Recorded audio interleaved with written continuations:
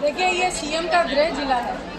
यहाँ से आते हैं मुख्यमंत्री भजनलाल शर्मा जी, और परिस्थितियाँ हम देख रहे हैं। बिजली, पानी, कितनी बार बिजली जा चुकी है, बीच में ट्रिपिंग हो रही है।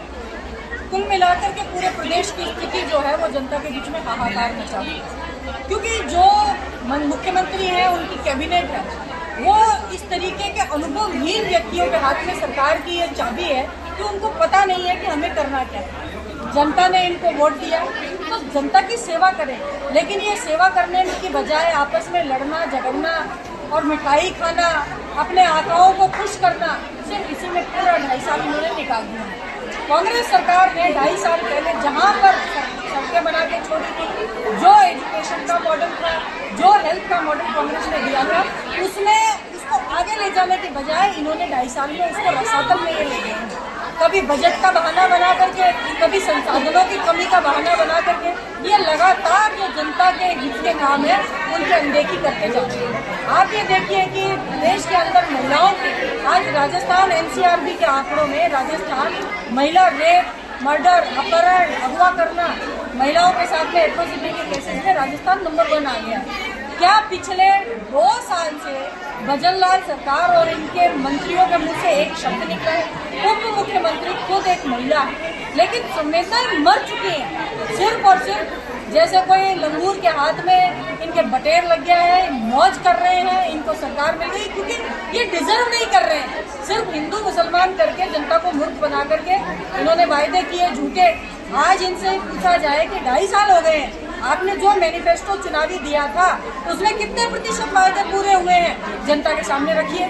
25% तक भी काम इनसे आज 2.5 साल में हुआ नहीं है, और आगे इनसे काम होने की संभावना नजर नहीं आ रही है।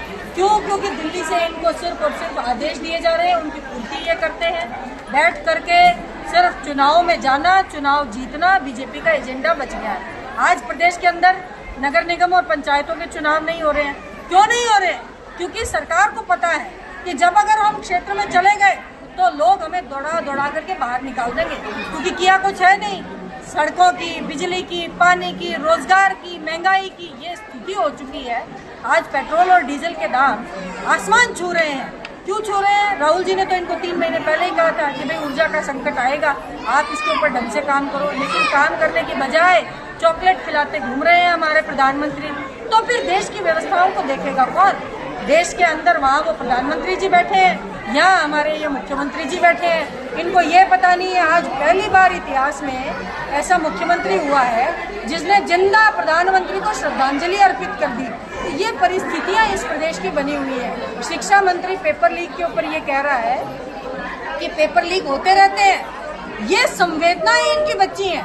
क्यों? क्योंकि वो मदन दिलावर, उसको ये पता नहीं है कि 10वीं में और 10th में क्या फर्क होता है। सिर्फ और सिर्फ प्रधानमंत्री नरेंद्र मोदी ने कहा कि तेल बचाना है, तो पूरे मीडिया को, पूरे अपने सोशल मीडिया को, टीम को लेकर के, कोई है जो मोटरसाइकिल पर जा रहा है, कोई साइकिल पर जा रहा है, कोई ट्रेन में जा रहा है, और पीछे से महंगी गाड़ियां आ रही हैं। जनता सब जानती है, इनके ढकोसलों को जनता पहचान चुकी है, और उस डर के चलते ये राजस्थान के अंदर नगर निगम के और पंचायतों के चुनाव करा नहीं रहे हैं। लेकिन कब तक खैर मनाएंगे? जनता इनसे सवाल पूछेगी, पेपर लीक पर भी पूछेगी, महिलाओं के प्रति अत्याचार पर भी पूछेगी। और जो इनका एक मंत्री, कैबिनेट मंत्री, जिसने कल एक सहकारिता मंत्री है जो गौतम दत्त, उसने महिलाओं को लेकर के इतनी बड़ी टिप्पणी की है, सिर्फ अपना कार्यकर्ता पर रौब जमाने के लिए। वो कह रहा है कि तेरी औरत को ले यार, इसके साथ सुना दे, 20 लाख रुपए इससे ले जाना। ऐसी घटिया स्तर की बात मंत्री कर रहे हैं, तो फिर आप सोचो कि प्रदेश की स्थिति क्या। कुल मिलाकर के बिल्कुल सरकार डापा चूक है, और पूरा प्रदेश की जो लॉ एंड ऑर्डर है, कानून व्यवस्था है, वो वेंटिलेटर पर है।